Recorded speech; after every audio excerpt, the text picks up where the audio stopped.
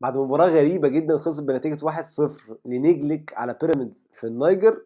بيراميدز بيرجع هنا في القاهرة وبيكسب 3-0. أنا إبراهيم الجلفي وده هرم الرابع.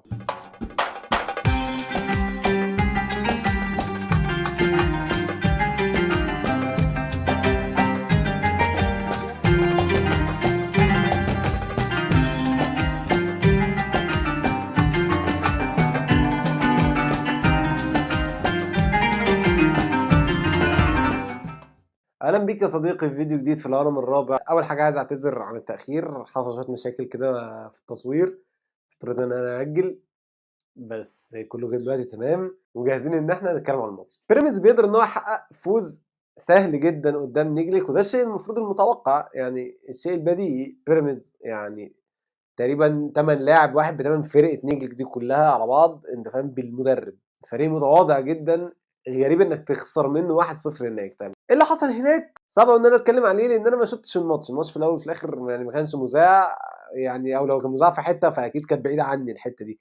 بس انا اقدر اتكهن باللي حصل، يعني انا اقدر اخمن كده، يعني تقريبا حصل ايه تقريبا الشيء المتوقع. بيراميدز فضل يستحوذ بشكل سلبي، ما قدرش ان هو يجاري الاجواء هناك، واتخطفوا بهدف هناك، وده شيء متوقع جدًا إنه يحصل فيك في أفريقيا. بس أنا عايز أكلمك على concept الخسارة من نادي نجلِك النيجيري ده. أنت إزاي تخسر من فريق زي ده من أساسه؟ بأيًا كان أيًا كان إيه هو السيناريو، فأنت قصّرت. لإن أنا باقول لك أنت بتلاعب فريق سهل جدًا، أنت بتلاعب فريق، لو أنا جيت أنا وأصحابي كده جمّعنا فرقة رُحنا نلاعب فريق نجلِك ده هنكسب عادي جدًا، أنت فاهم؟ ما حدش يقول لي فعلًا الأجواء الأفريقية، الأجواء الأفريقية ده لو أنت بتلعب، يعني لو أنت بتلعب فريق بيعرف يلعب كورة شوية، يعني أنت فاهم، لكن أنت بتلاعب فريق يا عيني غلابة جدًا اللعيبة بتاعته، يعني فعلًا ناس غلابة جدًا وناس ما عندهمش كورة أساسًا يعني. فالحالة اللي بيراميدز عايشها أصلًا حالة سيئة جدًا، يعني إحنا بادئين الموسم كده بسم الله الرحمن الرحيم. أنت بتتعادل مع الإنبي وبتتعادل مع المصري ماشي، وبتخسر قدام نجلِك في النيجر. فانطلاقة موسم ولا أسوأ الحقيقة، فعلًا انطلاقة صعبة، أنت ما يعني أنا مش عارف أشفع لك بإيه تاني. بيراميدز بيريّح أسبوع تقريبًا، وبيرجع هنا في القاهرة يكسب بأداء قوي جدًا، ما اداش أي فرصة لأي مفاجأة إنها تحصل من نادي نجلِك ده، وهو فاهم إن هو لو وصل معاه لضربات الجزاء هتبقى مشكلة كبيرة، وبيراميدز نزل خلّص بجون والتاني والتالت، والحقيقة بيراميدز ضيّع زيّهم بتاع 20 جون مثلًا، أنت فاهم؟ بس أنت كده لو أنت واخد بالي من وِش كده، أنت هتلاقي وِش ده إيه، مش مبسوط أوي، مش راضي، فاهم؟ بغض النظر إن أنا يعني أسود شوية من جوّه، فأنا عندي سبب الحقيقة. هو إن أول حاجة زي ما قُلت لك إن ده شيء بديهي، تاني حاجة أنا خايف من الغرور، إن هو يصيب الفرقة. الفرقة فيها مشاكل، الماتش ده يعني ممكن يكون نقطة انطلاقتك في الموسم أخيرًا، يعني جات متأخرة شوية مش مشكلة، بس يعني أنا مش عايزه يقلب بغرور. ماتش يدّيك ثقة، يدّي للعيبة ثقة، اللعيبة اللي ما كانتش في مستواها يعني ترجع شوية لمستواها. شُفنا رمضان صبحي الماتش طبعًا هاكلمك عن ماتش العودة. ماتش العودة طبعًا كان هايل لرمضان صبحي.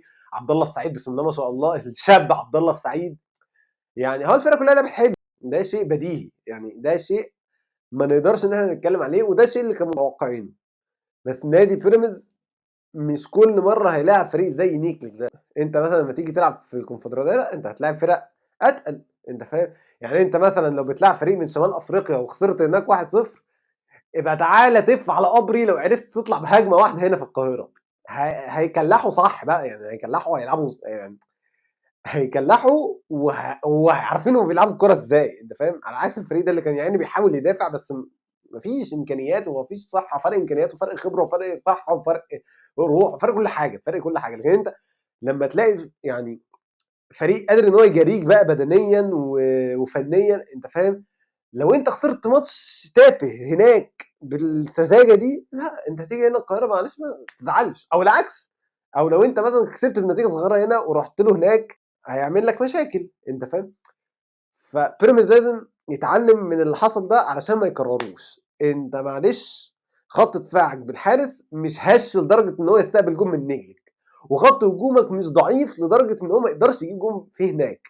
وبلاش بلاش بلاش النغمة بتاعة اللعب برّه الأرض في أفريقيا يا جماعة عادي، يا جماعة نلعب برّه أرضنا في أفريقيا عادي. كلامي هنا بقى لبيراميدز وأهلي وزمالك وفيوتشر ومنتخب وكُلّه، يا جماعة نلعب برّه أفريقيا عادي جدًا، أنت فاهم؟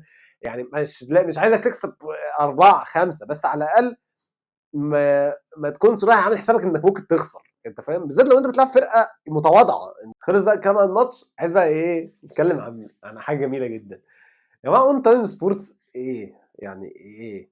يعني بُص، أنا لوهلة كده حسّيت إن هُم مثلًا يعني نقول عليهم محرومين من بيراميدز مثلًا جدلًا يعني، أو اللي هو ما بيحبوناش، أنت فاهم؟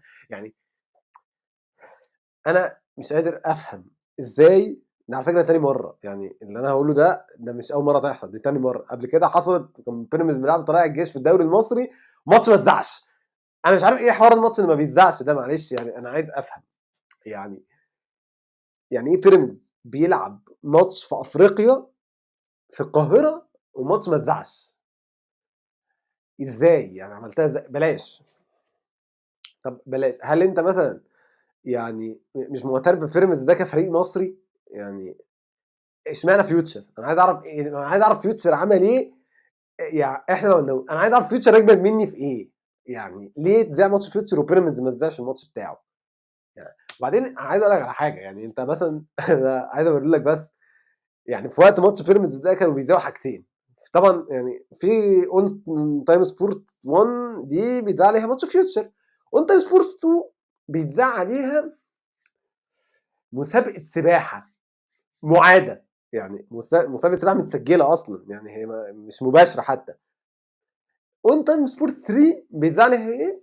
والله بيتذاع عليها ماتش في دوري أفريقيا النسائي. طب بُص، أنا ممكن ماشي هابلع بتاع دوري أبطال أفريقيا النسائي ده حقوق بس وبتاع، تمام، وكان ماتش ساعتها مباشر. إيه ماتش السباحة اللي هو شغال ده، وماتش السباحة متسجل، ما أعتقدش خالص بأي شكل من الأشكال إن هو يكون أهم من الماتش بتاع بيراميدز، أكيد، أكيد يعني. أنا عايز أعرف أنتم بتفكّروا في إيه. وبعدين بلاش، لو أنت مثلًا المفروض تختار ماتش واحد من الاتنين بتوع بيراميدز وماتش بتاع فيوتشر، لو أنت هتختار فريق، معلش يعني الأوقع إنك تختار فريق بيراميدز يعني عن فيوتشر اللي هو أساسًا متأهل نصب في الكونفدرالية، أنت فاهم؟ يعني هو متأهل ببركة دعاء الوالدين الكونفدرالية، هو مركزه ما كانش يأهله من أساسه. أنت اخترت فيوتشر على أساس إيه؟ وإزاي أصلًا اختار فريق، يعني إزاي في فريق مصري أنت ما تذاعش الماتش بتاعه أساسًا؟ ليه يعني؟ هو إحنا ملاحدة؟ أنا مش فاهم الصراحة هُم بيعملوا إيه. ويا جماعة لو حد فِهم اللي حصل يقول لي، ينزل يكتب لي في الكومنتات، عشان أنا فعليًا مش قادر أفسّر العمل ده. وطبعًا العمل ده مَر مرور الكرام، يعني مين هيتكلم عليه؟ حد هياخد باله؟ ما حدش خد باله، والدنيا عدِّت تمام وبتاع. وزي ما باقول لك دي تاني مرّة تحصل. قبل كده حصلت ماتش في الدوري المصري، هو يعني أنا واحد متفرّج، يعني كان ساعتها الزمالك بيلعب في نفس الوقت ضد المقاولين تقريبًا، عندك قناتين تانيين فاضيين، لا مش هنذيع ماتش بقى بيراميدز، خلاص بقى، إيه ده؟ بما إنك وصلت معايا في الفيديو ده لحد دلوقتي، فأنت برضه مُصِر إن أنت مهتم بيّا، وأنا باحبك جدًا.